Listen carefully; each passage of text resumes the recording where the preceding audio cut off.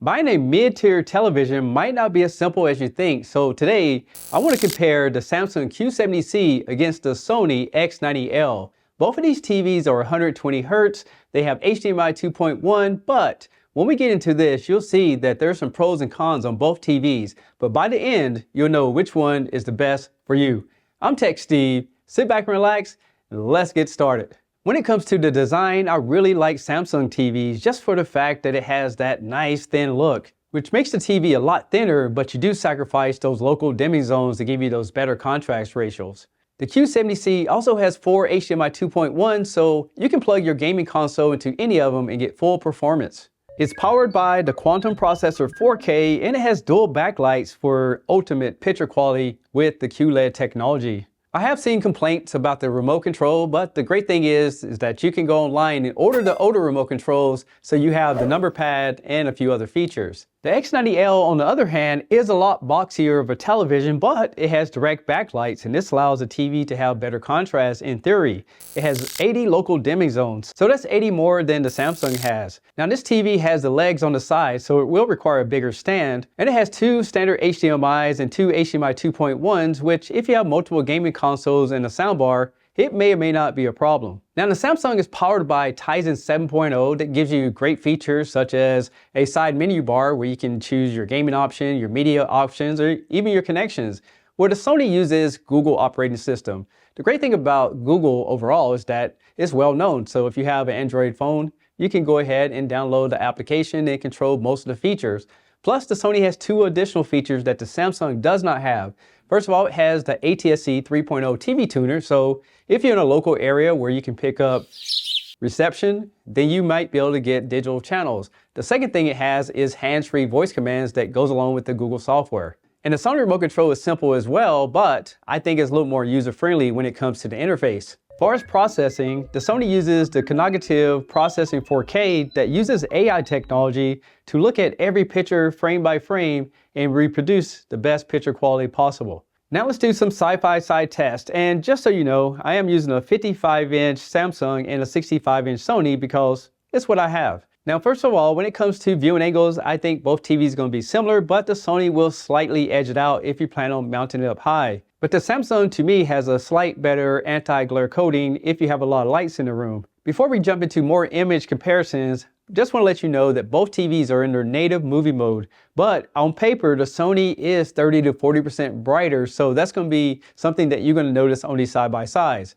I keep them at factory just because for the average user, when you turn on the TV, this is what you're going to get. Jumping right into it, let's take a look at some movies on Disney Plus, and some of the things that I realized right off the bat is that the Sony is not only brighter, but it's more accurate.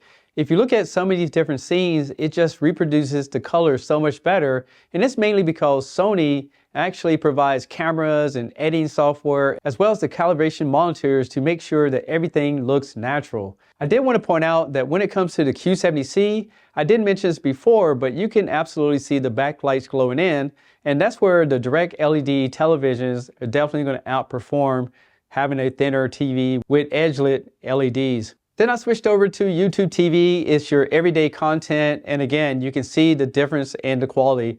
Sony doesn't have a lot of bells and whistles from what I'm seeing, but one thing they do focus on as a company is picture quality.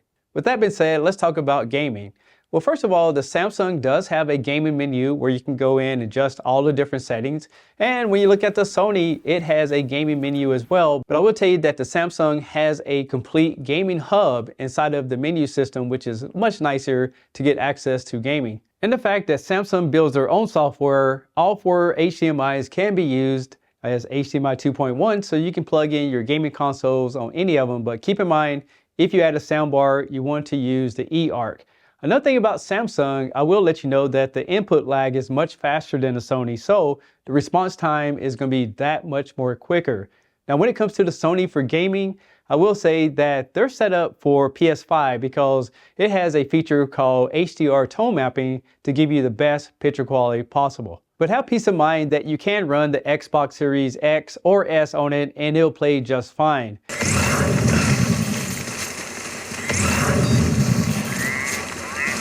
Right, first up. Son of a... Had a complete crash on my end. Back with you just now. So you're probably wondering which TV would I go with? And I'm gonna say, me personally, out of these two TVs, I would go with the Sony X90L. Here's the main reason why. I'm not a gamer. I normally just play games for these videos, so off camera, I don't really play much. But I do have a PS5 and the X90L looks great on that with the tone mapping, and it works great on Xbox as well.